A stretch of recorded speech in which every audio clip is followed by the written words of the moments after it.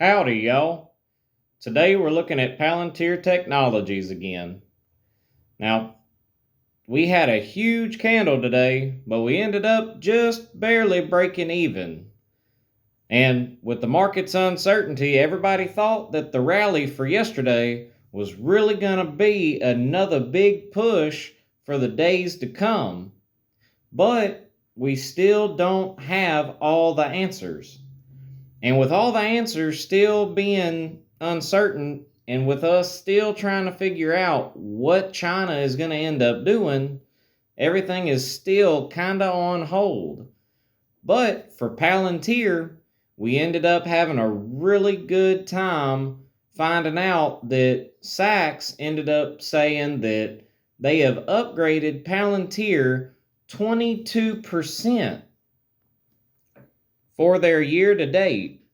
And that's definitely not something to shake a stick at, because that's way overproven what any of the other tech stocks and any of the other AI stocks have currently been able to do at all. Palantir's current presence on the government contracting is showing to hold their stock strong and to prove more and more just how relevant they are to this industry.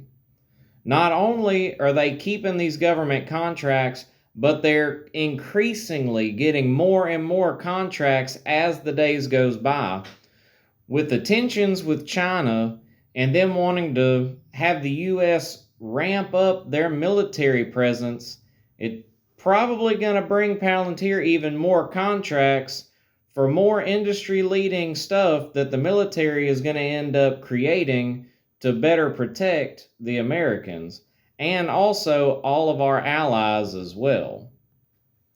Now, there's still talk about recession and even a depression. Donald Trump had said something about trying to stay away from making sure that we didn't go into a depression, but would be okay if we dabbled into a recession partially, which a lot of people right now are speculating and stating that we are currently in a recession.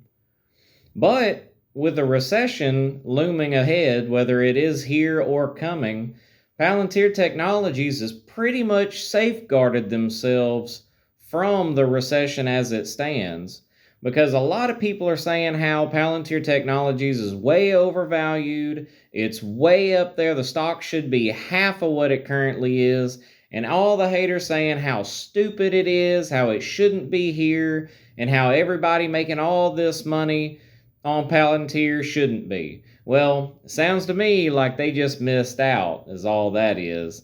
Because, you know just as much as I do, the haters are going to hate. And that horse definitely bucks. So, we're going to go ahead and continue on through for the next couple of days going into the weekend. Definitely also for next week. There's still a lot of tensions going on with China. We ended up increasing their tariffs back up even higher now from 104 to 125%. And China dumping their bonds and their stocks and things of that nature, all their treasury bonds. That stuff is going to hurt the market a little bit because they're planning to even try to dump more money out to try to bring America into a recession. Well, honestly, China's trying to play a short game when America can play the long game. And that proves itself time and time again. And that not only is going to end up looking good for the market in the long run once again, but it's going to look even better for Palantir Technologies. So I have a lot of people still asking me, should I sell? Should I hold? Should I buy? And honestly, I try to tell everybody, like I'll tell you as well. And I also have mentioned in my previous videos as well, the market is so volatile right now that we're not going to end up with a full crash. So the best thing to do is to hold what you have. Don't get into the fear. Don't get into the scarcity. Because if you sell, then you'll possibly be falling into the same falling knife strategy where you'll lose time and time again because nobody can perfectly time the market. Just because we had such an amazing day yesterday, which set a record for all stock market, made history even. It's not going to end up making the same thing happen over and over and over again.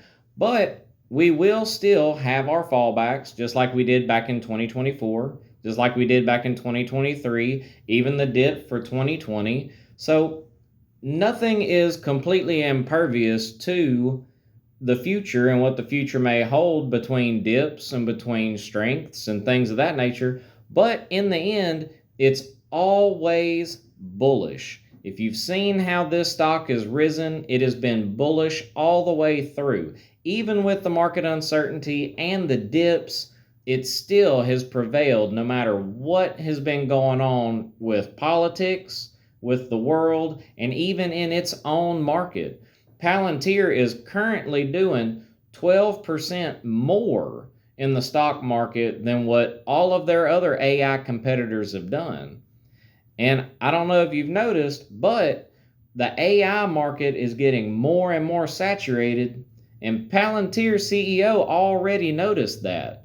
Now, he already came out with a statement and said that AI is getting so vast and growing so quickly with different companies, he's making sure to stay as the front runner for all of AI needs, and especially trying to partner with the government, where he's making an even larger presence there because he'll end up becoming one of the big four. Because right now you have RTX, which used to be Raytheon, you have Lockheed Martin, and Northrop Grumman.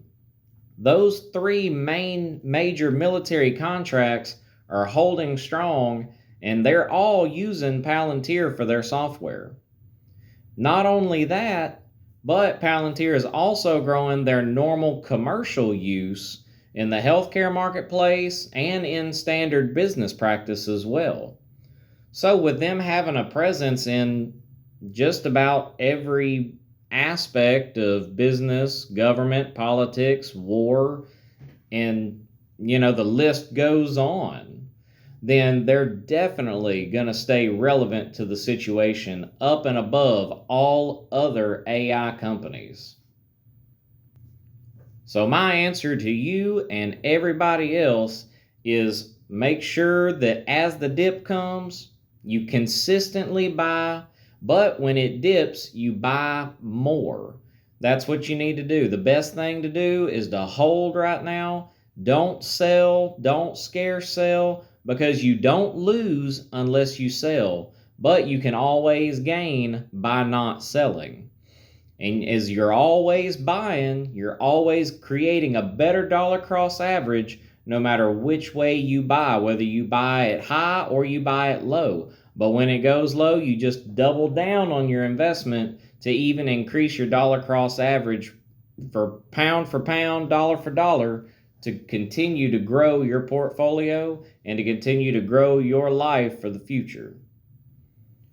So I hope y'all liked the video. If you want to, please leave a like, comment, subscribe. And this is the Stock Warden riding out. So y'all come back now, you hear?